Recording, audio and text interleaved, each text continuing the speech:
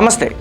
రక్షక భట నిలయాలు భక్షక నిలయాలుగా మారుతున్నాయా? శాంతి భద్రతలను కాపాడాల్సిన చేతులే సామాన్యుడి ప్రాణాలను బలి తీసుకుంటున్నాయా అంటే తాజా సంఘటనలు చూస్తుంటే అవుననే సమాధానం వినిపిస్తుంది. ఒకవైపు చట్టం, మరోవైపు అధికారం. ఈ రెండిటి మధ్య ఒక యువకుడి లాకప్ డెత్ ఇప్పుడు వ్యవస్థ లోపాలను ఎత్తి చూపుతుంది. విజయవాడ నగరంలోని కృష్ణలంక పోలీస్ స్టేషన్ లో జరిగిన సాయి కృష్ణ లాకప్ డెత్ ఇప్పుడు రాష్ట్ర వ్యాప్తంగా తీవ్ర సంచలనం సృష్టిస్తోంది. పోలీస్ స్టేషన్ నేరస్తులలో భయాన్ని కలిగించేలా కావాలి కానీ సామాన్యుడి ప్రాణాలు తీసే మృత్యు శిఖరం కాకూడదు. విచారణ పేరుతో పోలీస్ స్టేషన్ కు పిలిపించిన ఆ 4 గోడల మధ్య అసలేం జరిగింది? మే నెల 9, 10 తేదీల్లో స్టేషన్ కు తీసుకొచ్చిన దగ్గర నుండి తెల్లవారేసరికి ఆ యువకుడు శవంగా మారే వరకు కాకీలు ప్రదర్శించిన నరరూప విశ్వరూపం ఏంటి? కన్న కొడుకును కోల్పోయి గుండె పగిలి ఆ తల్లి చేస్తున్న ఆర్తనాదాలు వినేవారెవరు? సిఐ నాగరాజు సస్పెన్షన్ వేడితో ఈ పాపం కడిగేసుకోవచ్చా? అసలు ఈ కేసులో తాజా దర్యాప్తు ఎక్కడి వరకు వచ్చింది? కృష్ణలంక లాకప్ డెత్ వెనుక ఉన్న చీకటి కోణాలు, తల్లి విజయలక్ష్మి న్యాయ పోరాటంపై ఇవాల్టి పాయింట్ ఆఫ్ వ్యూలో చూద్దాం. బెజవాడ కృష్ణలంక పోలీస్ స్టేషన్ శాంతి భద్రతలకు మారుపేరుగా నిలవాల్సిన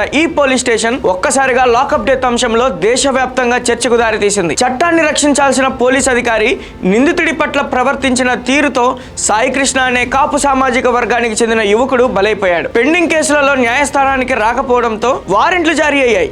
ఈ క్రమంలోనే విచారణ పేరుతో సాయి కృష్ణను కృష్ణలంక పోలీసులు స్టేషన్ కు తీసుకొచ్చారు. వాస్తవానికి ఇలాంటి కోర్టు ఇచ్చిన అరెస్టు వారెంట్ కు సంబంధించిన నేరస్తులను నేరుగా కోర్టులో ప్రొడ్యూస్ చేసి సంబంధిత జైలుకు తరలించడం జరుగుతుంది. కానీ ఇక్కడ సిఐ నాగరాజు తీసుకున్న స్పెషల్ టాస్క్ తోనే నిబంధనలు అతిక్రమించి లాకప్ లో ఉంచారని తెలుస్తోంది. అయితే ఏదైనా కేసు విషయంలో విచారణ చేయాలనుకుంటే పోలీసులు బెదిరించి సమాధానాలు రాబట్టడం సాధారణంగా చూస్తుంటాం. కానీ ఇక్కడ ఏం జరిగిందంటే మానసికంగా, శారీరకంగా థర్డ్ డిగ్రీ ఉపయోగించి తీవ్రంగా హింసించారనే ఆరోపణలు వెలువెత్తుతున్నాయి. కాగా అప్పటికి అదే స్టేషన్ లో రాత్రంతా ఉన్న మరో 2 నిందితులు అదే లాకప్ లో సాయి కృష్ణపై పోలీసులు చేసిన రాక్షస దాడిని ప్రత్యక్షంగా చూసి ఒకరు ప్రాణం తీసుకున్నారని కూడా సెల్ఫీ వీడియో తీసుకుని సిఐ గురించి చెప్పిన నిజాలు వింటే ఒళ్ళు గగ్గురపడుస్తుంది. మరో యువకుడు మాత్ర సాయి కృష్ణను అత్యంత కిరాతకంగా పోలీసులు ఇలా కూడా చేస్తారా అనేలా నరకం చూపించారని మరో వీడియో రిలీజ్ చేశాడు. అర్థం చేసుకోండి, ఈ వీడియో తీస్తానికి కూడా నాకు భయం వేస్తుంది కానీ చెప్తున్నాను. అతన్ని తీసుకొచ్చి నన్ను లాకప్ లో ఉన్నప్పుడు చిత్రహింసలు పెట్టారు. అది నేను చూశాను. నేను బయటకు వచ్చి చెప్దాం అనుకున్నా, చాలాసార్లు నాకు జరిగింది. నేను ఆల్రెడీ జోన్లీ కోర్టు దగ్గరికి వెళ్ళి ఎట్లా చేస్తున్నారు అని చెప్తే లాయర్లు కూడా, కొంతమందికి తెలిసిన లాయర్లు కూడా పోలీసు వాళ్ళకి సపోర్ట్ చేశారు.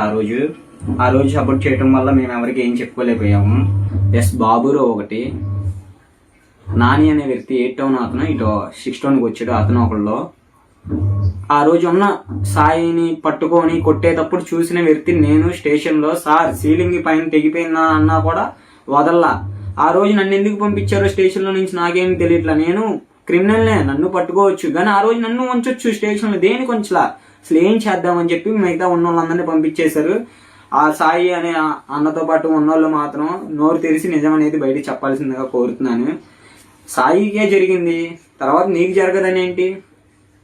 తప్పు చేయొచ్చు, తప్పు చేసామంటే కోర్టు ఉండిద్ది, కోర్టులో మేజిస్ట్రేట్ గారు ఉంటారు, వీళ్ళు ఉంటారు. మరి అంత అన్యాయమైన తప్పు అయితే ఎవరు చేయలేదు. పిల్లల్ని మానబంధం చేసేవాళ్ళని, మటర్లు చేసేవాళ్ళని, అమ్మాయిని ఎత్తుకెళ్లే వాళ్ళని వాళ్ళని శిక్షించొచ్చుగా.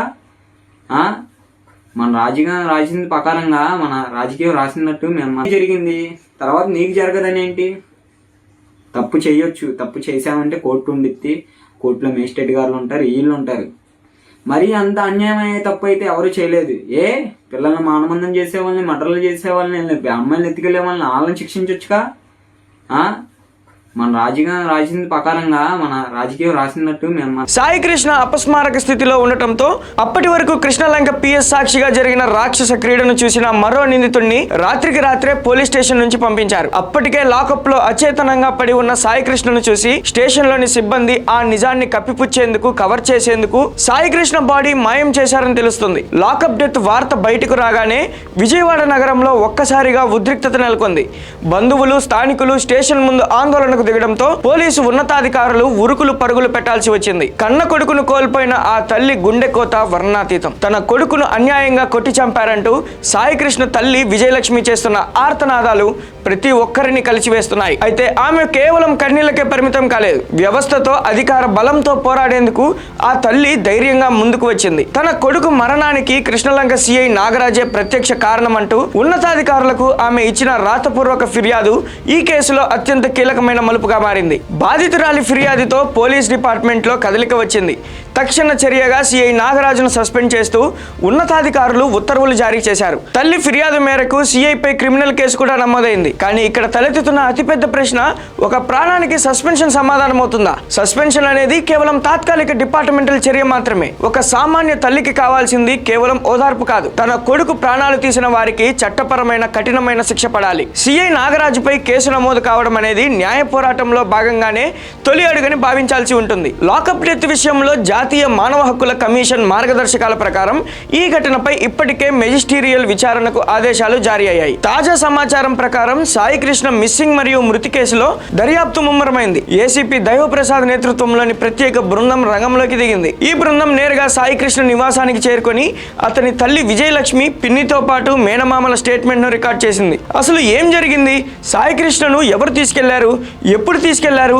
తీసుకొచ్చిన తర్వాత ఏం జరిగింది అనే అంశాలపై కుటుంబ సభ్యుల నుంచి కీలక ఆధారాలను సేకరించింది. సాయి కృష్ణ తల్లి విజయలక్ష్మి మొబైల్ ఫోన్ ను సీజ్ చేయడం, అతన్ని అదుపులోకి తీసుకున్న తర్వాత ఎక్కడికి తరలించారనే కోణాల్లో పూర్తి సమాచారాన్ని రికార్డ్ చేసుకున్నారు. కుటుంబ సభ్యుల స్టేట్మెంట్ రికార్డు చేసిన అనంతరం ఏసీపీ ప్రసాద్ బృందం నేరుగా కృష్ణలంక పోలీస్ స్టేషన్ కు చేరుకుంది. ఘటన జరిగిన సమయంలో విధుల్లో ఉన్న ఎస్ఐలు, కానిస్టేబుల్ మరియు సెంట్రీ సిబ్బందిని విచారించేందుకు సిద్ధమైంది. మరోవైపు కృష్ణలంక పోలీస్ స్టేషన్ లో క్లూస్ టీం తన దర్యాప్తును పూర్తి చేసింది. స్టేషన్ లోని లాకప్ సెల్ లోకి వెళ్లి ఎక్కడైతే సాయి కృష్ణపై లాఠీ చార్జ్ చేశారని, దాడి చేశారని ఆరోపణలు ఉన్నాయో ఆ స్థలాన్ని నిశితంగా పరిశీలించి కీలక శాంపుల్ సేకరించింది. అటు స్టేషన్ లోని సీసీటీవీ కెమెరాల DVR ను ఉన్నతాధికారులు ఇప్పటికే స్వాధీనం చేసుకున్నారు. ఆ రాత్రి ఫుటేజ్ ట్యాంపరింగ్ జరగకుండా కఠిన చర్యలు తీసుకున్నారు. ఈ కేసు మూలాలు వెలికి తీసేందుకు పోలీసులు నలువైపులా దర్యాప్తు సాగిస్తున్నారు. సాయి కృష్ణను ఎక్కడి నుంచి అయితే తీసుకుని వచ్చారో ఆ మార్కాపురానికి కూడా ఒక పోలీస్ బృందం వెళ్లి వివరాలు సేకరించింది. అక్కడ సాయి కృష్ణ స్నేహితులను పిలిచి విచారిస్తున్నారు. మరోవైపు ఈ కేసు తీవ్రత దృష్ట్యా రాజమండ్రి ఎస్పీ నరసింహ కిషోర్ విజయవాడకు చేరుకున్నారు. ఆయన కూడా సాయి కృష్ణ నివాసానికి వెళ్లి వివరాలు సేకరించనున్నారు. ఏసీపీ దైవప్రసాద్ బృందం నేడు సేకరించిన వివరాలు, సిబ్బంది విచారణ ఆధారంగా ఒక సమగ్ర నివేదికను సిద్ధం చేసి కమిషనర్ కు అందజేయనుంది. అయితే తాజాగా సాయి కృష్ణ లాకప్ డెత్ అంశాన్ని కాపు సంఘాలపై ప్రభుత్వం జరిపించిన దాడిగా ఆందోళనలు చేస్తుంటే సిఐ నాగరాజు సైతం కాపు సామాజిక వర్గానికి చెందిన అధికారే అంటూ తాజాగా సోషల్ మీడియాలో పోస్టులు వైరల్ అవుతున్నాయి. చట్టాన్ని రక్షించేవారే భక్షకులుగా మారితే సామాన్యుడికి దిక్కెవరు అనే ప్రశ్నకు సమాధానం దొరకాల్సి ఉంది.